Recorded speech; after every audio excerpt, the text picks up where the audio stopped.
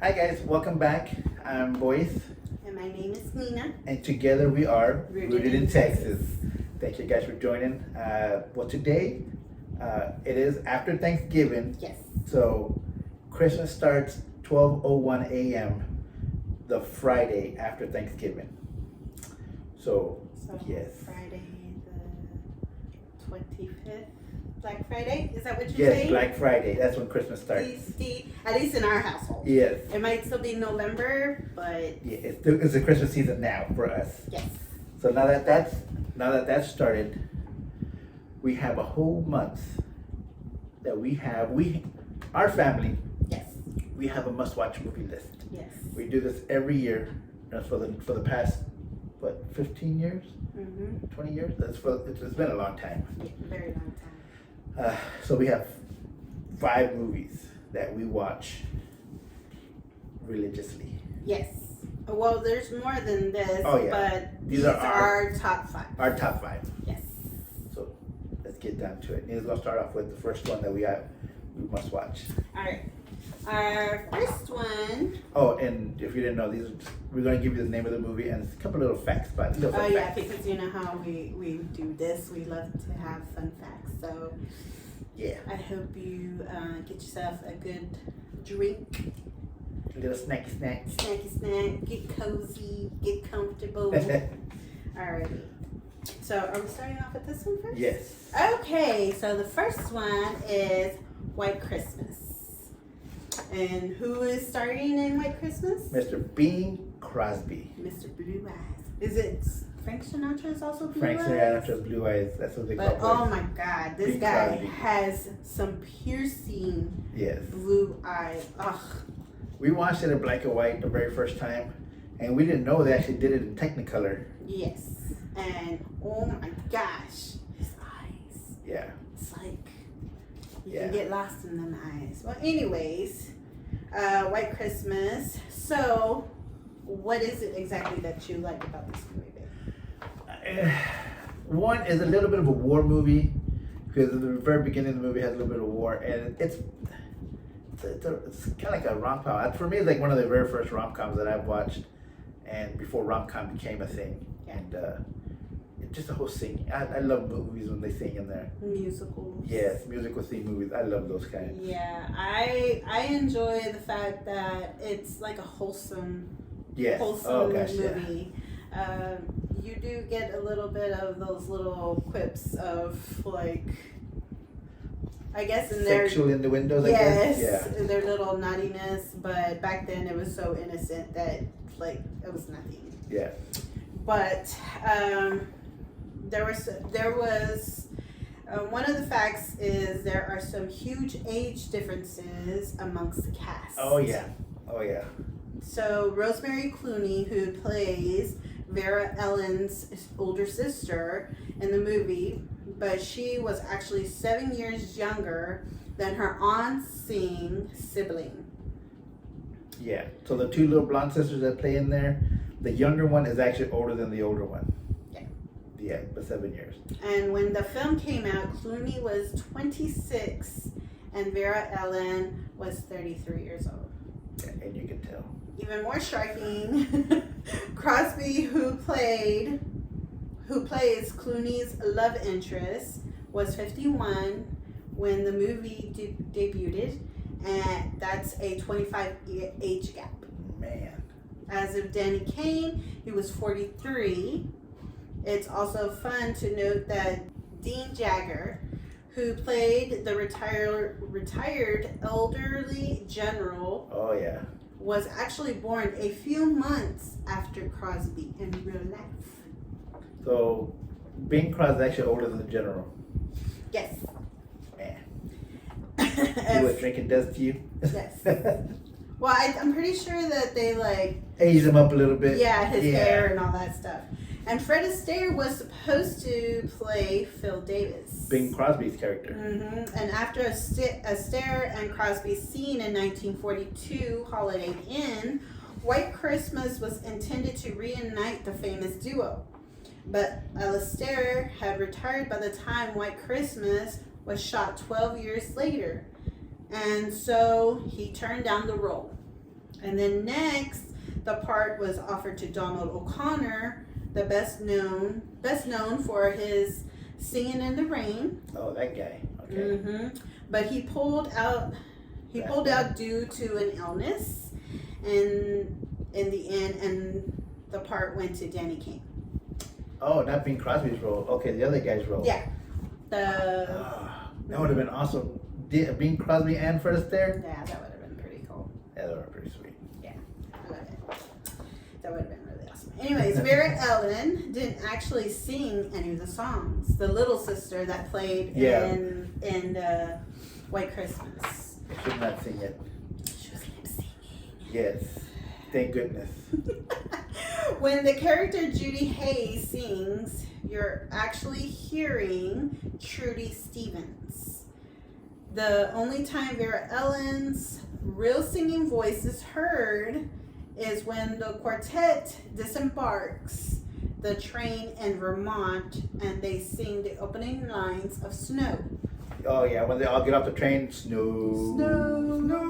Yeah. Yeah. Kane and Crosby's sisters number wasn't part of the script. One of the film's numbers wasn't originally in the story. Bing Crosby and Danny Kaye, or K, is it K? K-A-Y-E? Yeah, Kay. K, sorry. Danny Kaye were simply goofing around on the set, and director Michael Curtiz found it so hilarious that he wrote the scene in, and apparently the actors found it comical too. The laughing during the number is real. The take in the film was best one they could get out of the two, who kept cracking each other up. So at least they had a lot of fun doing it. Yeah, and then you could if you watch the movie and they do that little scene where they're trying to help the sisters escape, and they took over the rope, you can tell like they're just cracking up. Yeah, like they were trying to hold in their laughter. Yeah. It's very obvious. Brilliant. It was good. Rosemary Clooney and Bing Crosby's family. Speaking of famous relatives, Bing Crosby's granddaughter happens to be Denise Crosby, who appeared in Star Trek: The Next Generation back in the late 80s. Cool. That's interesting. That is. Plus, If y'all don't know me, I'm a little bit of a nerd. I like Star Trek and any kind of outer space epic adventures. so, also Rosemary Clooney's son, Miguel Ferrer, also acted in Star Trek 3, The Search for Spock. The More You Know. Rosemary Clooney's nephew is the famous Ocean's 11 actor. I was about to ask you that because her name was Clooney. I was like, are they related? George Clooney. She's related to George Clooney. And he calls her Aunt Rosie. Oh, so there's aunt and nephew. Mm-hmm. And George Clooney's old though, so I don't know. And the snow in the final scene was actually asbestos. Yeah, can you believe that? This was before asbestos. Was found to be bad for your health. Yes. But apparently in the movies, I think in the 40s and 50s, they used asbestos because it was like a miracle mineral. Yeah, as shocking as it sounds, asbestos was once known as magic mineral. Yeah. In the film industry.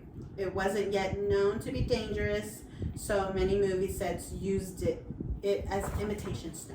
Yeah, I believe that. So all that snow you see falling at the end of the movie, it's asbestos. All those babies, kids, people. I mean, like, and they're probably playing in it, like, oh my god, this is great. It actually looks like snow. Like, but if you notice though, a lot of the actors back in the day, they never had any illnesses like related to asbestos. Why?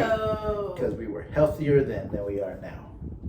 True, but we don't know that for sure. I'm gonna say that's why. Okay. So, what's this next? Yes. So, Another movie that we like to watch. It's another couple we do enjoy watching their movies all the time. Yes. Sleepless in Seattle. Featuring Tom Hanks. And Meg Ryan. And Rosie O'Donnell. Rosie O'Donnell. She was hilarious in this one. Hilarious. Okay, so there's a couple little fun facts about this. If you haven't seen the movie, you should watch it. I'm pretty sure everybody's seen it. But there's a scene in there where Tom Hanks' character and Victor Gabriel's character, they started talking because the wives started crying about a movie called An Affair to Remember. How she got so emotional talking about it and everything else. Well, Tom Hanks and the other guy character, they're making fun of, they're poking fun, talking about a movie called The Dirty Dozen. All of that was improv. That was not part of the script. That was not part of the movie. But the director found it so hilarious and so amusing, and they left it in there. And thank goodness it did. That was a good. That was a hilarious part. Was Their really laughing funny. was real. Yeah. Yes, that is cool. Also, let's see what's the next one. The main character, Bailey, spent time on the screen. The characters Tom Hanks and Meg Ryan barely set any screen time together. With the plot of the film obviously keeping them on opposite ends of the country, Meg Ryan's Annie in Baltimore and Sam Hanks in Seattle. Meg and Tom only spent a total roughly 2 minutes together in the same screen. Only 2 minutes during that whole entire time? So they're actually shooting in Baltimore and in Seattle. So they're going back and forth? Yes. So there was probably like a team of film people in one area and another team somewhere else? Maybe, but I'm thinking what happened that one team did all the scenes in Seattle. That's how most movies do. They do all the scenes in Seattle, and then they go to another location. They do all the scenes for that location, and they cut them together in the screening floor. But that is pretty cool. Let us know down below if y'all know how that goes. Yeah. Because that's interesting. Also, another little tidbit fact about the movie: they didn't really meet in the Empire State Building. At the end of the movie, all happily ever after. That was not the Empire State Building. The cinematic moment scene where Sam and Annie finally meet on top of the New York City tourist attraction was actually filmed on a very convincing set built in an airline hangar in Seattle. How did they do the old man and Annie, which is Meg Ryan, like the scene where the old man the elevator like movie magic. That is cool. That's crazy. I always thought that. I've never been personally. Yeah, I've never been either. So I don't know, but it looked realistic. I believed it. Me too. For a long time until actually I looked this up and I was like, this. I mean, I don't know. Now I'm like judging everything. It's taking the romance and the awe out of the whole thing. Like, but it was still it's still a good one. I should watch it. Movie. I love it. Okay. So in the movies, you see a lot of little things different, and a lot of things are alike on both Seattle and the Baltimore area. So like their apartments or their work areas, it's something always similar. They went to great lengths for attention to detail. The whole movie guys and everybody did. The prop directors and everybody, they went. In the scenes where you see Sam walking out of a door in Seattle, following by Andy walking out of a door in Baltimore, you might have noticed that the doors look similar. The same color door, same style of door. I'm gonna go back and watch the movie. Yeah. I'm probably gonna do that after this. That's because it is the exact same door. They actually shipped that door to Baltimore after they finished shooting in Seattle. They shipped the whole door over there. I wonder if one of the actors kept that door, or even the director. Oh my God! If I was an actor, I'll be keeping a lot of little all kinds of memorabilia. That'd be crazy. But then you would have to rent out like a little storage facility. Just build another house. I'm a movie star. I'll have another house. Build an additional house from my just for my props that I get. That's so funny. Oh God. That makes me think. Does anybody actually have one of those? What I've heard, this is totally different. What I've heard that what's his name? The guy who plays Thor. Who played Thor? Chris Hemsworth. Oh, is it like Chris? That dude, he said that he's took 5 of the Thor hammers, and he's trying. I don't know if he did or didn't, but he said he's going to attempt to take one of the Stormbreaker hammers out of his movie, out of his Marvel characters. That's crazy. Yeah, Tony Stark took the Iron Man suit. Like, can they take things like that? Who's gonna stop him? I mean, like, honestly, I don't know. Nobody's gonna stop them, but I'm wondering, like, do they have to pay? Because I know, like, the people that are making the movie have to pay. Yeah. So much to. But it's like throwing a have party. these- It's like throwing a party. You have a bunch of cups laying around everywhere. 9 times out of 10, those cups will so break. They have sticky fingers. Those cups will break, so they have to get rid of it or whatever. So Or a costume tour. Yes. The Yeah. hammer fell off of its little sticky thingy. Yeah, they have to repair it. Also, okay, the last one for this one. We're still in Seattle. If you notice, there's a box of chocolate sneakily featured Meg and Tom. Okay, there's a box of chocolate with a silhouette pasted right in front of it in one of the storefronts. That's actually Meg Ryan and Tom Hanks' silhouette. Silhouette. It's their silhouette. Yes. So the subtle image is easily overlooked, but a silhouette couple appear on the box of chocolate. The image is actually Tom and Meg, hinting to a happy ending for the fictional duos for them. And happy ending it was. Yeah, it would be I good love one. that. So now we need to do the next one. All right, so this one is also a Meg Ryan and Tom Hanks film. It is called You Got Mail.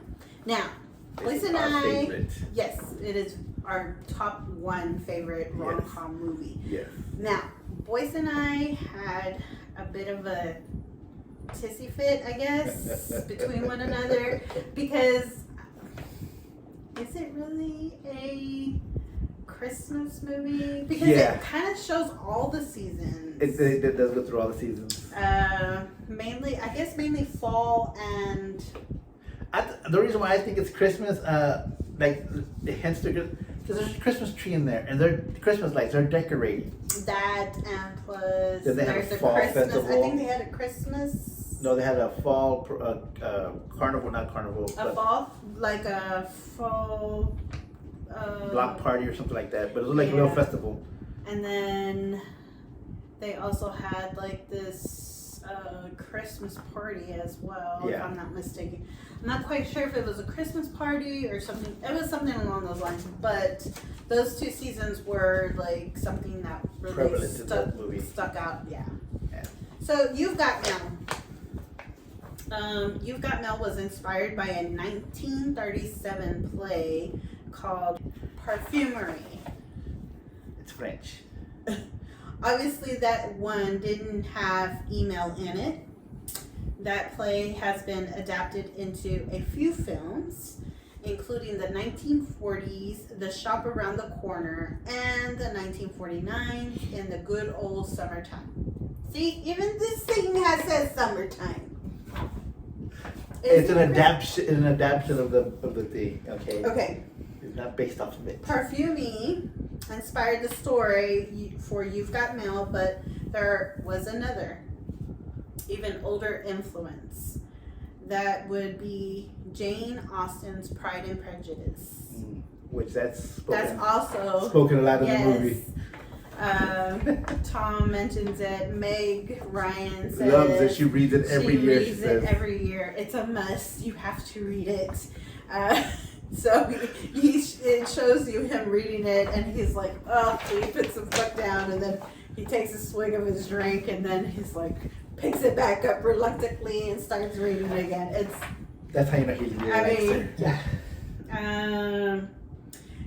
Hanks, Joe, and Ryan's Kathleen discuss Mr. Darcy and Elizabeth Bennet from that book. And there is also a scene where they talk about that.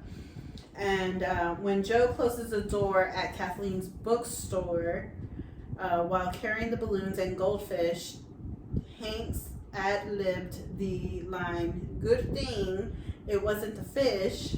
Efron liked the moment and decided to keep that in the movie. So that was not part of the script. If you haven't seen the movie, that it's the scene where they walk out. He has his nieces and nephews, or aunt and uncle, It's or his aunt and brother. and brother. Yeah, and he had the balloons in his hand, goldfish. His hands were full. Yeah. He walked out the door, and the door slammed behind him, and the balloons got caught. Yeah. And then he comes He back. said, "Well, it's a good thing it's not the fish." Yeah. And Meg Ryan's laughter to that, like her little giggle, that was genuine. That was not part of the. The script. Yeah. Hey, a movie about the internet has to have a website, right? Even though You've Got Mail came out in 1998, the film had a website, which included all of Joe and Kathy's emails to each other. That's kind of cool. The website stayed up until 2018.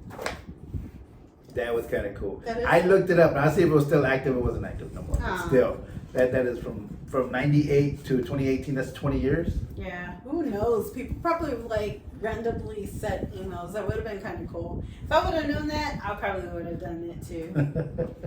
Like, can we get a number 2? Can we get a number 2? Okay. Chappelle had been offered the role of Bubba in Forrest Gump, but he turned it down. That movie, of course, went on to be a massive success and Best Picture winner. Hank kept Chappelle in mind, though, and is the one who suggested the stand-up play his friend Kevin in You've Got Mail. So Forrest Gump came out before Sleepers in Seattle. I mean, After. no, before. Yeah? Yeah, because Tom Hanks wanted Dave Chappelle to play Bubba in the Okay. movie, and Dave Chappelle didn't want to do it. Dave Chappelle didn't want to do it because he didn't want to portray I guess an African American character that way, and Dave Chappelle is a very strong activist of him and his culture, which is great. I love Dave Chappelle; he's freaking hilarious. But Tom Hanks kept him in mind for this movie, and Tom Hanks requested him to be in this movie as his friend, and it was great. It was hilarious in it too. Very subtle jokes and humor. Yeah. But you could that's Dave Chappelle. Yeah. So. He was good. Yeah. The little parts that he had, he was pretty Yeah. good. All right. Efron found the perfect spot to serve as Kathleen's bookstore. Which was named. Shop around the corner. Yes. It was an actual store in New York City. That's kind of cool. That is kind of cool. But it was an antique shop at the time. The director loved the look and feel of the store, so she set the shop's owner on a 3-week vacation. What? During that time, the production turned the store into a bookstore you see in the film. Once they were done shooting, they put everything in the antique shop back where it was. That's kind of cool. Or as it was. But still, 3-week all paid vacation to go, like, I'm gonna borrow your shop, get out of here. I would have done that too.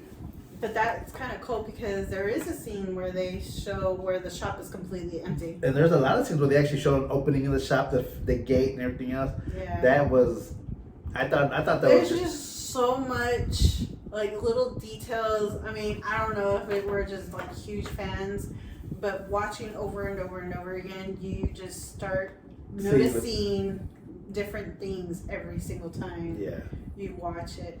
It's one of those movies that you just there's so much detail to you can't everything. get bored from it. You really can't. Alrighty. All right, next. The other movie, I think we got 2 left. Yes, this one and the movie. Yeah. This one is The Holiday, starring Jack Black, Kate Winslet, and Cameron Diaz. Cameron Diaz. I was about to say the girl that and played Jude Law. Jude Law. Yes. So let's get with it. So Jack Black was initially he was initially skeptical about doing this movie, doing a rom-com, but was instantly convinced when the director told him he'll be in the movie with Kate Winslet. Oh wow, that's what sold him? Apparently, Not Cameron Diaz. no. Apparently, he had. I think it's the accent. It brings a lot of like. Oh, he has an accent as well. Jude Law. Oh yeah, but he doesn't care about Jude Law. He cared about Kate Winslet. I'm just saying. But that's kind of cool. He goes like, nah, I don't want to do it. Oh, Kate Winslet? Okay, yeah, Yes. I'm there. You ain't gotta pay me the extra money. Just let me meet her. Yeah. Okay, the another fun fact. Actually, I did not know this. The website that Amanda, who is Cameron Diaz, and Iris, who is Kate Winslet, used to exchange houses was an actual website you can go to and exchange your homes with. So it was a real website that they were actually on. I do actually remember a lot of people saying that you can like swap houses or something like for that. the week or the whatever. All you have to do is make sure, like, you have to pay for your own Way way back to and get forth. back and forth, and to make sure that the house remains Yes. the way it was before. It was Airbnb before Airbnb. Yes, But yeah, that'd be kind of scary though. I would think so too. Like, what if they had like weird cameras set up somewhere? And yeah, This is the generation when we trusted everybody and said, they wouldn't have to do that to us. yeah. All right. Next one. The famous boob graze. If you haven't seen the movie, there's a scene that goes like Jack Black was talking to Kate Winslet out to eating sushi, and he reaches for something and he goes like, oh my god, it was boob graze. An I'm so sorry. accidental boob graze. Yeah, it was just out. It was hilarious. I think he did it on purpose, but it's whatever. Okay. The line at the sushi bar camera came about because Jack Black actually grazed the director Nancy Meyer's breast, and she found it instructional and hilarious. She found it hilarious. Okay.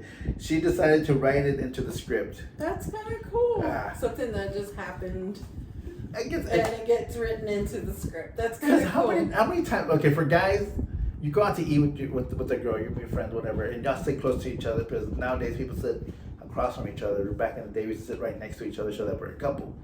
And you reach for something, and it happens all the time, intentionally or accidentally. It's always accidentally though, but women always think it's intentional. It's always accidental. Stick to our guns. Says it's a story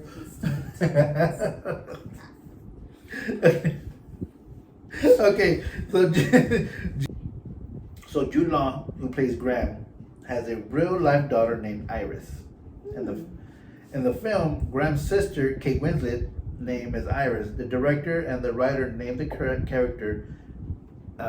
They named that character Iris because of Jude Law's daughter, like to pay respect and homage to the daughter, which is pretty cool. Sweet. Yeah, that is that is very sweet. That is very sweet. Now there's this one's pretty good one. So there's a scene in Blockbuster.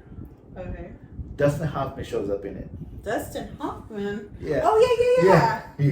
I can never go nowhere. Yeah. So he was never supposed to have a cameo in this movie. What? He was never supposed to have a What if he cameo. got paid for that? Have a cameo in this scene. He was having lunch near the film shop set and stopped by because he noticed there was a lot of cameras. Like, oh, what's going on over here? So he was being nosy. He wanted to be in that cameo. He wanted to cause a rift.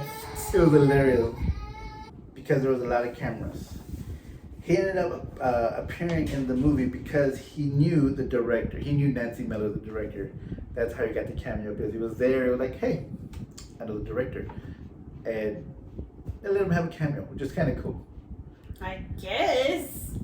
I mean, Did you expect him to be in there? no, I didn't expect him to be in there, but now that I know, it's almost like, Also, another little fun fact about this, in the Blockbuster scene, they had to take out every movie that Jack Black starred in, every movie that Kate Winslet starred in, Jude Law, off of the Blockbuster. off the shelves, Oh, because wow. they don't want to ruin the whole atmosphere. If you see a movie with Jack Black in there, you're like, isn't that you? You know. So, Yeah, because it disrupts the character that they're playing. Yeah, which That's is kind of cool.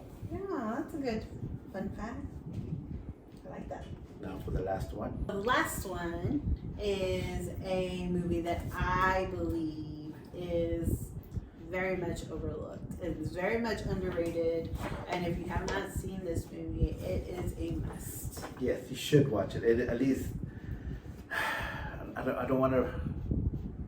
Everybody has a dysfunctional family. Everybody does. Okay, and this movie is all about it. Yes, And it is pretty freaking awesome. I think it is, but yes, and there are somewhat big names in this. Yeah, One of them is Miss Deborah Messing, John Leguizamo, Jay Hernandez, Freddy Rodriguez, and Luis Guzman. yep, and Alfredo Molina. Which, if probably people are like, who's Alfredo Molina? Well, Alfredo Molina, if you've seen the Sorcerer's Apprentice, he's the bad guy in that movie. But that's neither here nor there. And who is that other one that she was in La Bamba? Oh, Elizabeth Pena. Peña, yeah. Yeah. So it's based off of a Latino family, minus Miss Deborah. Deborah Messing. She got married into the family. She got married into the family. So the dancing between John Leguizamo and Deborah Messing. The dancing between John Leguizamo as Marcelio Rodriguez and Deborah Messing as Sarah Rodriguez. Marcelio's wife was an improv. It was an improv between both of them. They did not expect for her To get down. to get down with him the way he was dancing and everything. And if you've ever seen John Leguizamo's movies, I'm gonna say about 90% of them he always dances in it, just because he loves to dance. Yeah, and it was stated that John couldn't wait to do that scene, and Deborah had no problem with keeping up with him. That she just kept up with the way His shenanigans. Yeah. Majority of the movie was shot in 25 below temperatures in Chicago. That's 25 below. cold. Yeah. I don't think I've ever experienced that kind of cold ever. I think the closest we got, I think, was like -14 in Alaska. Yeah. Yeah. Yep. But you expect that in Alaska, Mm-hmm. not Chicago. Well, I mean, we don't. We don't really know, but We still. don't know nothing about Chicago. I know my son's been in Chicago, but I mean. Okay. Deborah Messing was so miserable in the weather that she ordered a coat that was meant for Antarctic weather. Yeah. But unfortunately, it came 4 days. 4 days. Before the shoot ended. Before it Before was the ending a of the wrap. shoot, which is hilarious because she has said before that was the best 4 days ever she get dealt with because Yeah, it because it was warm. kept her warm. Yep. The scene where the family is gathered at the table, it took 18 hours to shoot. Yeah, I can see that. If you have Hispanic or Latin American family or you know people who you go visit them in their holidays and family, you notice we scream at each other. It's not really screaming, it's we're talking loud enough so the guy over there can hear us from this guy talking loud. From over here talking, it's We're not. kind of like talking over one another. Yes. Yeah. We have like 28 different conversations happening through two people, but it's nothing angry or it's just the way we are. Mm-hmm. Yeah. Yeah, that scene right is that took 18 hours to do, which I can see that happening. I'm not quite sure though. I mean, like maybe they're just trying to get everything. Or I can see that you gotta admit, John Leguizamo's in there, which he's hilarious. He's a comedian. Deborah Messing is a comedian, and Luis Guzman is a comedian. oh, especially Luis, yeah, they both are Yeah. foul mouthed. Luis Guzman is just, I love that guy. Okay, the people that actually lived in the neighborhood that was shot a lot of the stuff. There's a scene where they're trying to get out, take down a tree, this old tree. So the neighbors that were actually there around there, That actually lived there. that actually live there, called the cast to come into their warm homes after each take. Because And was also given warm drinks so that way they will warm up themselves. And it's because there was no trailers around, because they were in a neighborhood and they needed the roads to scenery stay open and and everything like that, because they actually wanted to make it look like a neighborhood. But how cool that is, you know. That's very sweet. The whole neighborhood opening their doors. They're like, y'all guys come in and get warm, and you know.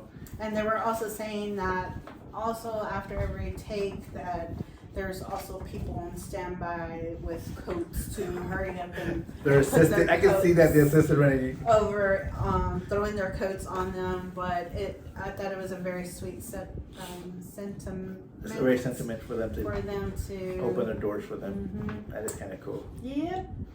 And that is all of our movies. Our top 5 movies. We have a bunch of more, but these are the 5 that we must watch every year, just around this time of the year. I'm so excited. It's Christmas. I love Christmas. But yeah, guys, I hope y'all enjoyed, and I hope that y'all stayed to the end. And if y'all did stay to the end, give us a Merry Christmas with a Christmas tree emoji down below to let us know that you stick to the very end. Also, if y'all know any more fun facts about these movies, or you found something else, shoot it to us. Let us know. And also let us know if you actually Watched it. watch some of them, or I've never heard of that movie, and then you go and watch it, and then you come back and you let us know. Yeah, that'd be awesome. It'd be so cool to know whether or not y'all did or y'all didn't. As always, guys, we thank you for watching and taking the time to be with us. We hope that you guys had Good lots time. of fun, and we do hope that you guys had a good time with y'all's family during the Thanksgiving. Anything else? We appreciate you guys. We love you guys. Don't forget, share. Sharing is caring. Sharing is caring. Don't forget to hit the like button if you enjoyed this, and don't forget to subscribe if you haven't. Even if you didn't like it, just put like anyways. Yes. Just Just give us a thumbs up. It is Just the season. boop. Just boop it. And if y'all don't mind sharing, share this channel with other people, or just this particular episode. Yep. Somebody might like it. Somebody might like them little movie buff. Alright guys, until next time. Bye. Bye.